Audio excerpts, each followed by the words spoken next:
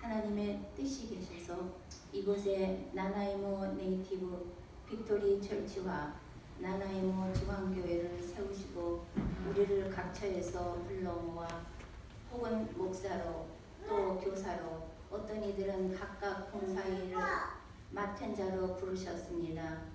우리가 하나님의 주신 믿음의 분량을 따라 각자 지혜롭고 충성스럽게 하나님의 교회를 섬길 수 있도록 도와주시옵소서. 이 교회의 주인은 하나님 아버지시고 우리는 예수님을 믿고 따르는 주님의 양떼입니다. 오직 성령님께서 우리를 도와주셔서 악한 원수마귀 잠시도 틈타지 못하도록 우리를 지켜 보호해 주시고 특히 조혁준 목사님이 가족과 함께 기도하시는 이 교회 사택은 참으로 어둡고 위험한 지역에 있습니다. 우리 청군 천사 보내주셔서 그 집을 둘러싸시고 늘 지켜 보호해 주시기를 간절히 기도합니다.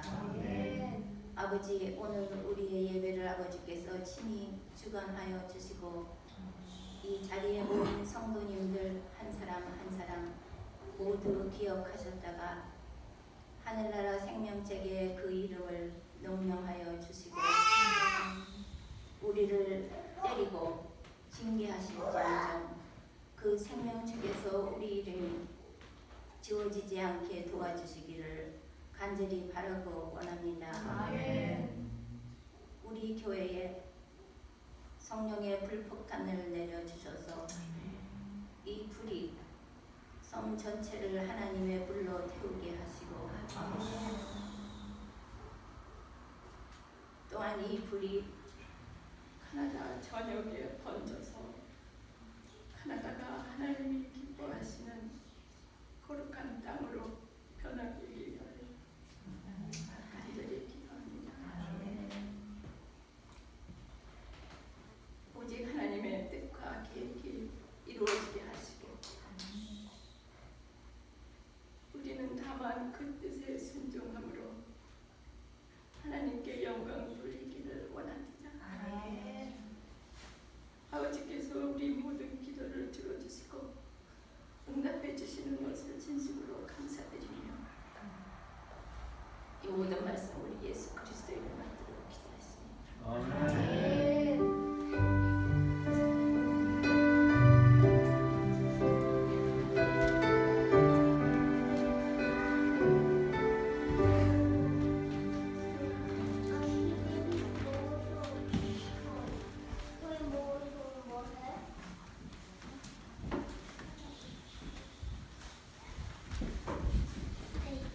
시간에는 우리 조성훈 목사 가정 특송으로 하나님께 영광 돌리겠습니다. 차렷 인사.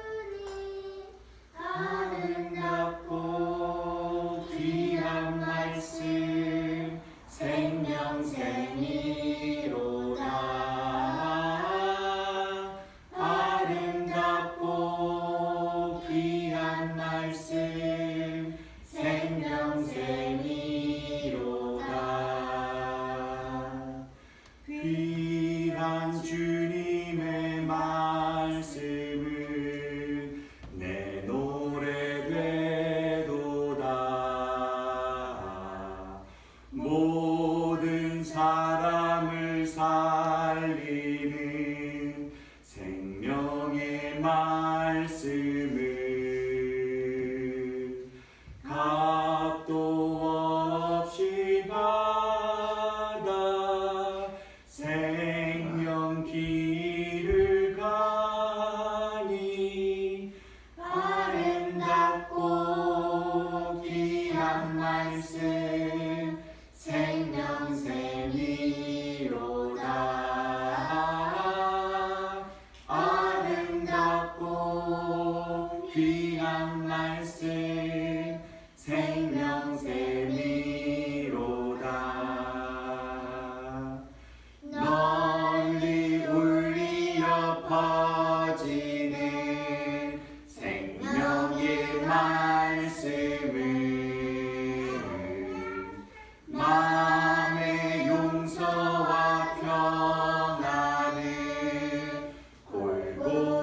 주나님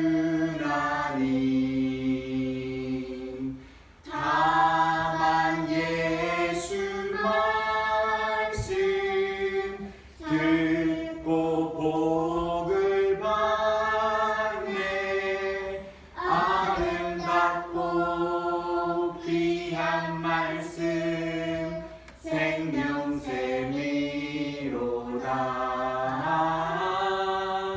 아름답고 귀한 말씀 생명샘이로다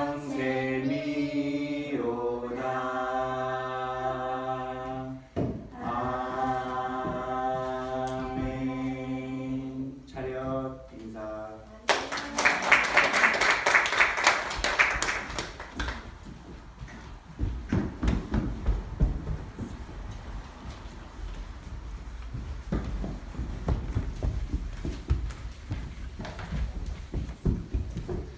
하나님께서 우리의 찬양과 우리의 기도를 응답하시고 들으신 줄 믿습니다. 우리 하나님께서 우리에게 주시는 말씀 구약 출애굽기 25장 1절에서 9절 말씀입니다. 구약 성경 출애굽기 25장 1절에서 9절 말씀. 구약 성경 120페이지입니다. 출애굽기 25장 1절에서 9절 말씀.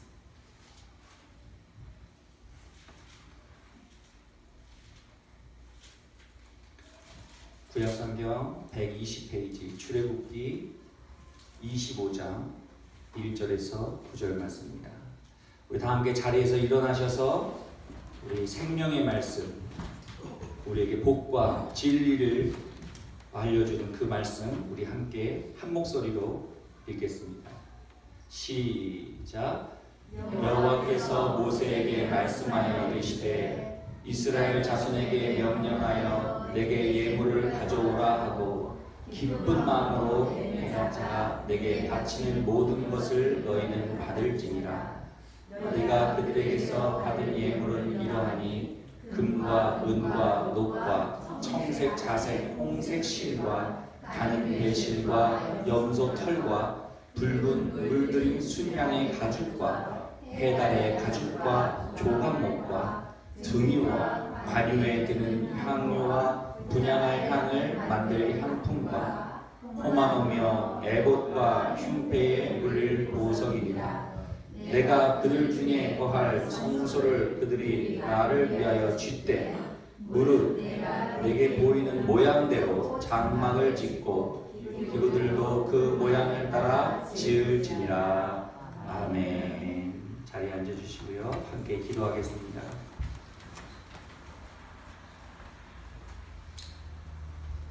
오늘도 우리와 함께 하신 하나님, 이제 저희들 귀한 생명의 말씀을 우리 들으려고 합니다. 부족한 점 하나님의 말씀을 들고 섰사오니 사람의 말이 아니라 하나님의 능력 되신 말씀께서 이 시간에 좌우의 그 날선 어떤 검보다도 예리한 말씀이 우리의 혼과 영과 관절과 골수를 찔러 쪼개는 능력의 말씀 되게 하여 주옵소서.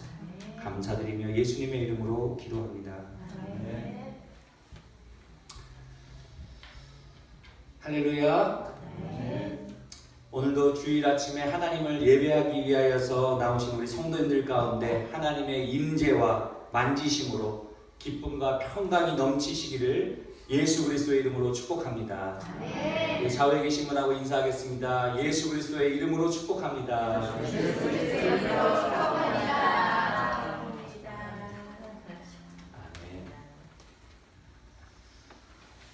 여러분 가만히 생각해 보면 전 세계 인구가 요즘에 한 73억 정도 된다고 합니다. 73억의 인구 중에 예수 그리스도를 나의 구주, 나의 하나님으로 믿고 내가 오늘 이 자리에서 나와서 예배한다는 사실이 여러분 정말 크신 하나님의 은혜입니다. 그리고 정말 기적 중에 기적입니다. 우리 한번 넘겨주시겠어요? 준 목사님 한 번만 해.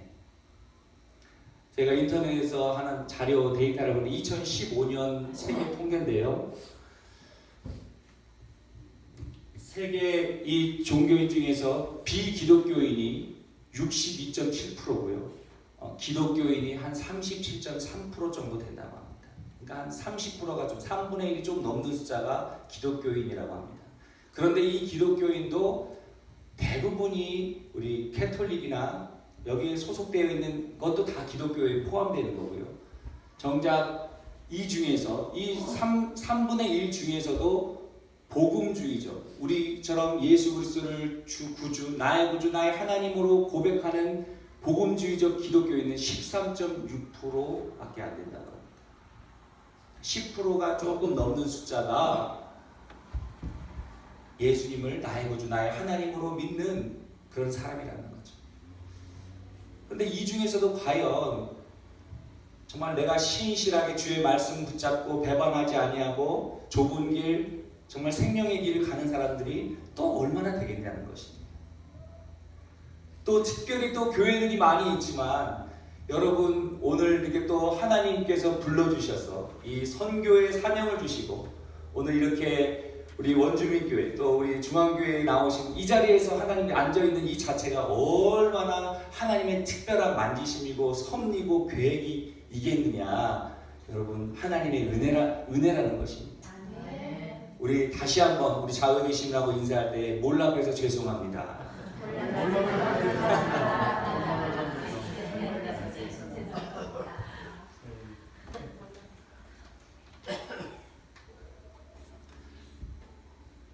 우리가 예수님을 나의 구주, 나의 하나님으로 믿고 예배하는 것이 여러분 많은 것 같지만 오늘 보는 것처럼 실상 그렇게 많지 않다는 것을 우리가 알 수 있어요.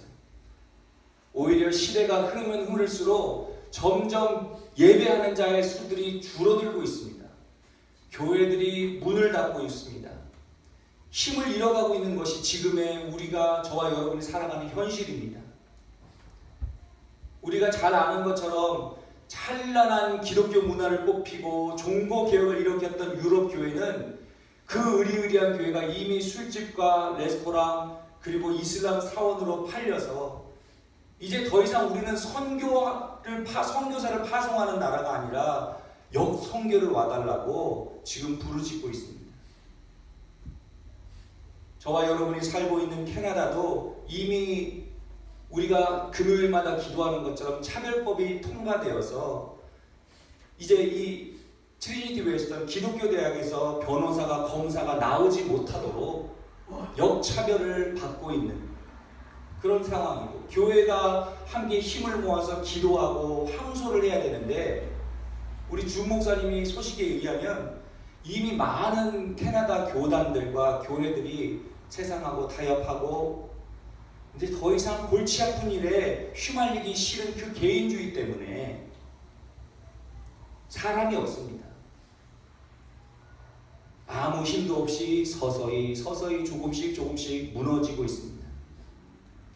보수적인 성향이 강한 우리 대한민국도 우리 비키 집사님께서 우리 카톡방에 올려두듯이 이번에는 다행히도 이 차별법이 통과되지는 못했지만 가장 많은 반대를 하는 그 무리가 바로 우리 교회죠. 근데 한국의 교회들도 이미 예배 인원들이 줄고 있습니다. 새벽 예배가 한국의 이 파워풀한 이 복음에 파워풀했던 원동력이었던 새벽 예배가 점점점 없어지고요. 수요 예배도 없어지고 금요 기도회 모이지 않고 힘을 잃어가고 있는데 사람들이 점점점 그런 것에 대해서 힘을 모으지 않고 무관심하고 있기 때문에 이 차별법도 언젠가는 통과되지 않겠냐 이렇게 많이들 우리가 걱정을 하고 있습니다. 우리 따라하겠습니다. 예배가 무너지면 교회가 무너지고 교회가 무너지면 나라가 산다. 교회가 무너지면 나라가 무너진다. 잘 듣고 있냐 안 듣고 있냐 테스트했는데 잘 들으셨어요. 그렇습니다. 지금 말씀처럼 반대로 여러분 예배가 살면 교회가 살고 교회가 살면 여러분 나라가 산다는 여러분 이 진리를 믿으시기를 바랍니다. 아멘. 여러분 정말로 이 나라가 살려면은 교회가 살아야 합니다. 교회가 살려면은 또 우리가 이 예배가 살아야 됩니다. 마당만 밟는 예배, 습관적인 예배, 종교적인 예배, 죽어있는 예배가 너무나도 많아요. 저와 여러분이 지켜야 될 것은 매 한 번의 예배를 통하여서 우리 목회자들은 성도님들이 하나님을 만나도록 말씀과 기도로 철저하게 준비해야 하고, 성도님들은 어떤 일이 있어도 내가 이번 예배를 통하여 내가 은혜 받고 가리라, 하나님의 음성을 듣고 가리라. 우리 말씀대로 찬양하는 방법 배웠지 않습니까? 여러분, 말씀대로 찬양하고 또 말씀대로 예배해야지 예배가 살아나고 교회가 살아날 줄 믿습니다. 오늘 특별히 성막과 예배라는 제목으로 오늘 말씀을 준비했는데요. 우리가 읽은 출애굽기 말씀은 1장부터 19장까지는 이스라엘 백성이 출애굽한 내용입니다.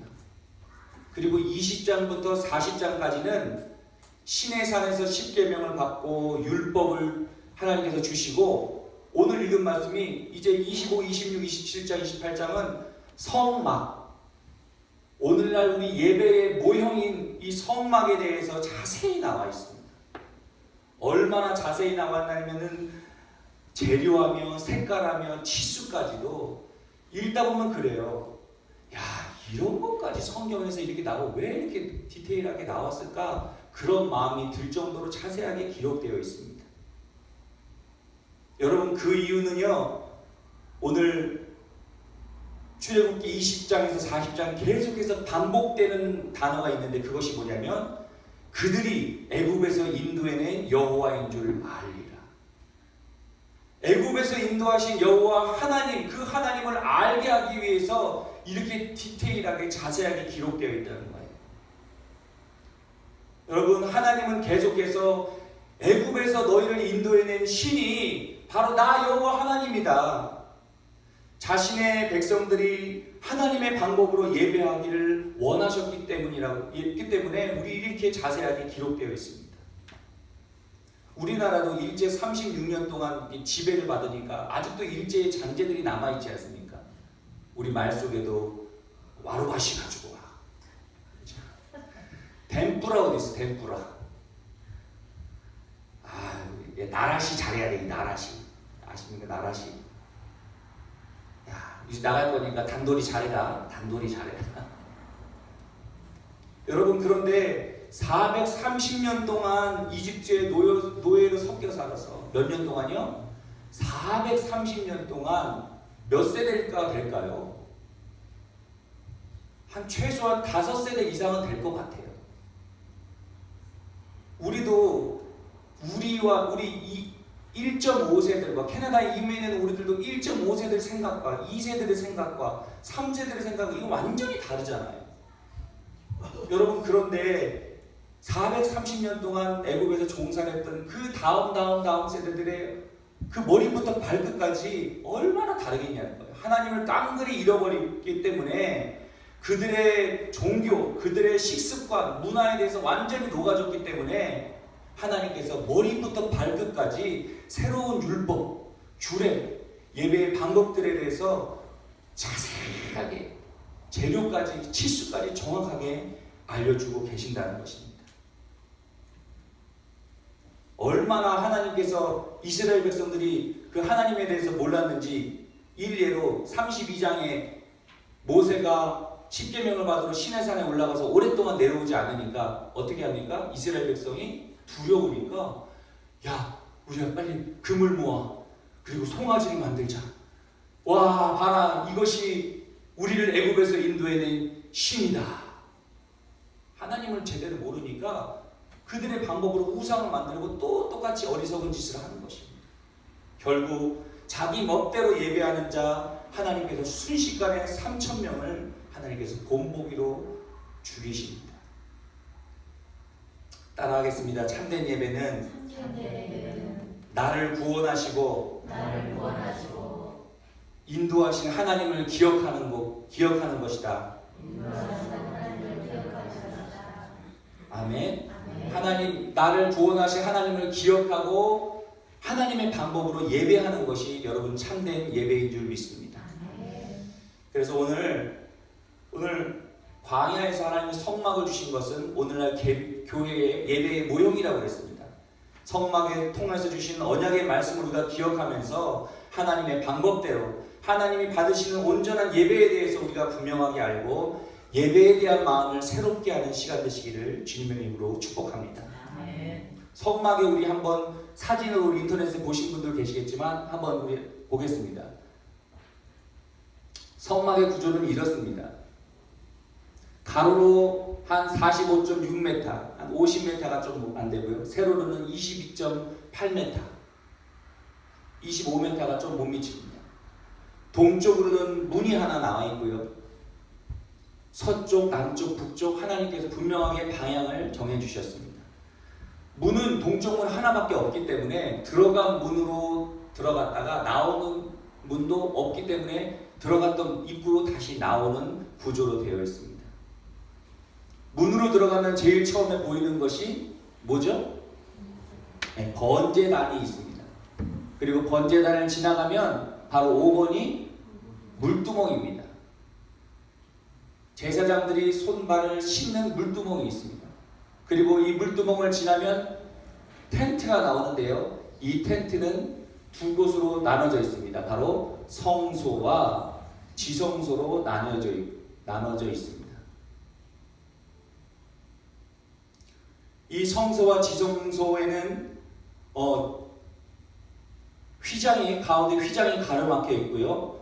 성소에 들어갈 때 가운데에는 향단이 있고요. 그리고 4번 왼쪽에 들어가면 등대가 있고 3번이 바로 떡상이 있습니다. 지성소에 들어가면 거기에는 법궤가 있는데 그 법궤 위에 뭐가 있더라? 속죄 소가 있더라. 이것이 성막의 구조입니다. 우리 그럼 하나하나 의미를 우리 시간에 긴 시간이 아니기 때문에 우리 짧게 어떤 예배와 어떤 의미가 있는지 함께 살펴보기를 원합니다. 우리 성막에 울타리가 있죠. 성막에 울타리가 있는데요. 성막은 사람 우리 키로 2.5m 되는 세마포로 둘러 있습니다.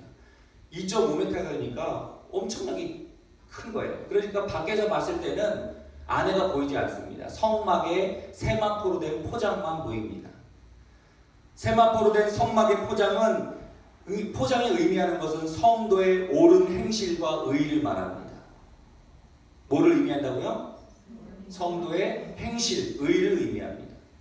마태복음 5장 20절에 너의 의가 서기관과 바리새인보다 낫지 아니하면 결단코 천국에 들어갈 수 없다 했습니다. 여러분 그런데요, 우리의 의는 서기관과 바리새인들의 의보다 나을 수가 없습니다. 왜냐하면 서기관들 바리새인들은 일주일에 2번씩 금식하고요, 하루 3번씩 기도하거든요. 혹시 여러분들 중에 일주일에 2번씩 기도하고 하루 3번씩 기도하신 분 계십니까? 여러분 우리의 육신적인 의로는 하나님 이 바리새인들의 의를 따라갈 수가 없어요. 그런데 우리가 서기관과 바리새인들의 의를 따라잡을 수 있는 의가 있는데 그것이 뭐냐면 우리 의가 아니라 예수 그리스도의 의가 필요한 줄 믿습니다. 예수님의 의가 필요합니다. 로마서 13장 14절 오직 주 예수 그리스도의 옷을 입고 정욕을 위하여 육신의 일을 도모하지 말라. 그러니까 성도에게 있어서는 이 의는 거룩은 뭐예요? 예수님의 옷을 입고 정결한 삶, 거룩한 삶, 경건한 삶을 사는 것이 의라는 것입니다. 그리고 이 세마포로 되는 것이 또 하나의 의미, 예수님의 옷을 입는 것이고 동시에 여러분 세례를 상징합니다. 갈라디아서 3장 27절 누구든지 그리스도와 합하기 위하여 세례를 받는 자는 그리스도의 옷을 입었느니라. 여러분 세례가 뭐죠?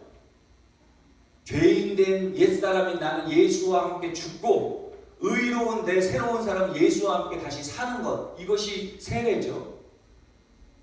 그렇기 때문에 여러분 이 성막 안에 들어올 수 있는 사람은 누구냐? 참된 예배의 자리로 나올 수 있는 사람은 누구냐?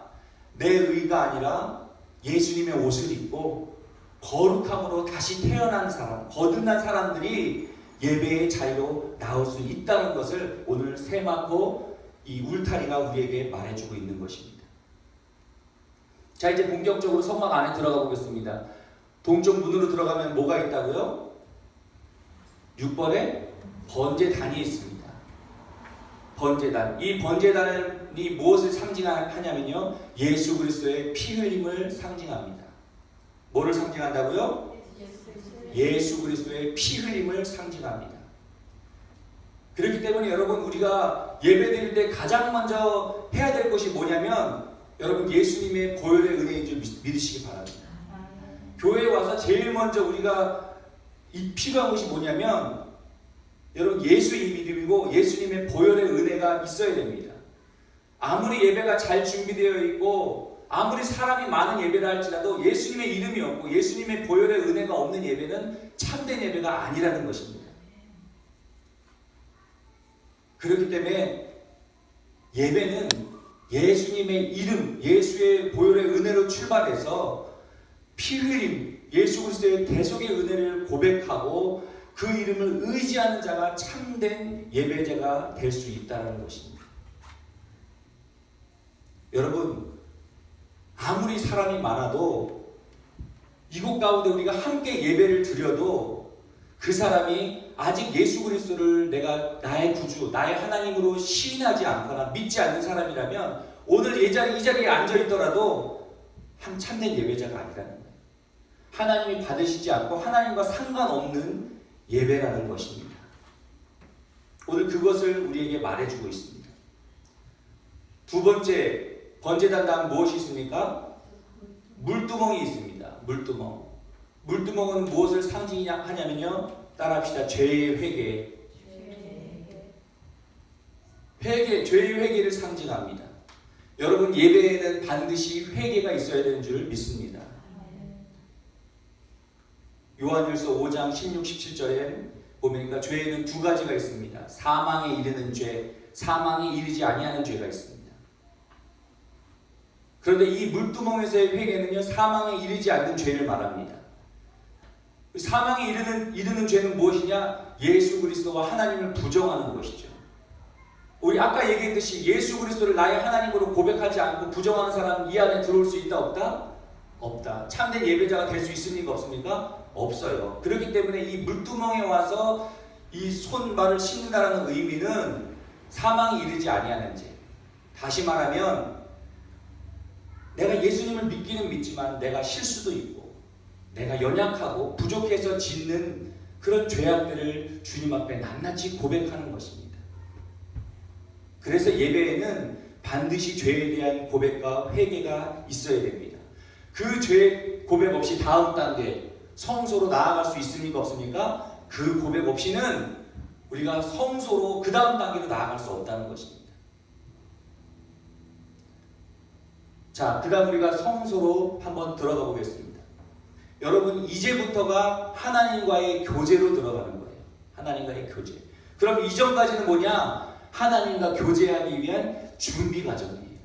그냥 준비 과정이에요. 성소에 들어가면서 하나님과 본격적으로 교제를 하게 되는 것인데, 성소에 딱 들어가면 정면 2번에 더 들어가면 뭐가 있어요?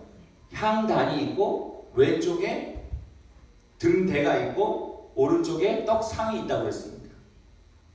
용어가 좀 생소하죠? 그래도 여러분 잘 알고 계시고 기억해 두시면 여러분 참 우리가 신앙생활하는데 도움이 많이 됩니다. 첫 번째, 왼쪽에 들어가면 등대가 있는데 이 촛대죠. 촛불이 있습니다. 촛대가 있는데 이 촛대가 상징하는 게 무엇이냐면, 따라하겠습니다. 성령의 기름 부음. 이 등대는 성령의 기름 부음을 상징합니다. 그래서 여러분, 예배에는 성령의 기름 부으심이 없는 예배는 하나님과 참된 교제를 할 수 없는 것입니다. 왜냐하면 이 성막 안에, 이 텐트 안에는 창문이 하나도 없거든요. 빛이 하나도 들어오지 않아요. 그래서 이 등대에 이 등대에 빛이 있어야만 다른 일들, 향단의 일과 떡상의 일들을 할 수가 있는 거예요. 이 등대에 불이 켜져야만 보인다는 거예요. 그래서 제사장들이 성소에 들어가면 제일 먼저 하는 일이 타고난 기름 찌꺼기들을 제거하고 새 기름을 보충하는 것을 가장 먼저 합니다.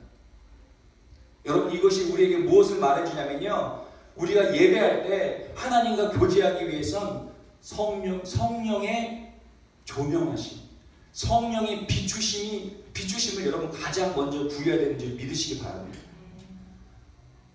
하나님과 교제하기 위해서 성령의 도우심을 먼저 구한 다음에 여러분 다른 일을 하는 거라는 거예요. 다른 일은 뭐예요? 정면에 뭐가 있다고? 이번에 향단이 있어요. 향단이 있는데 이 향단은 여러분 향 하면 뭐가 생각납니까? 기도입니다. 향이 의미하는 것은 성도의 기도예요. 그리고 떡상, 3번의 떡상은 뭐를 상징하냐면 헌신을 상징합니다. 헌신을 상징합니다.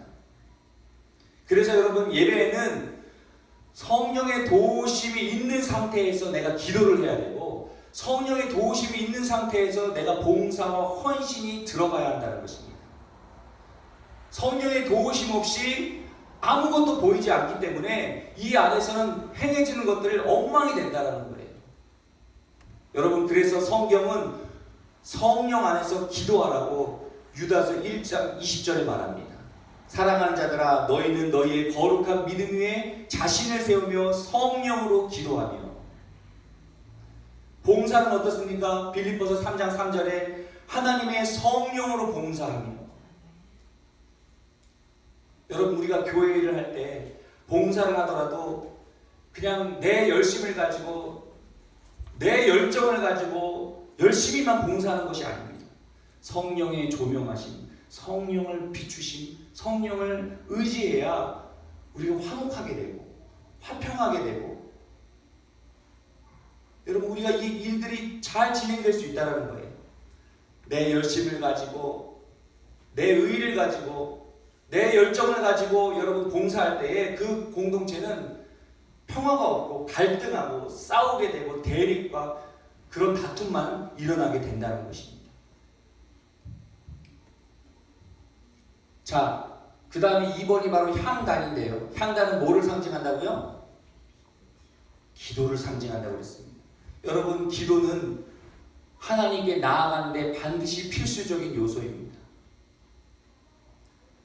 1년에 단 한 번 대제사장이 어린 양의 피를 가지고 지성소 안으로 들어갑니다.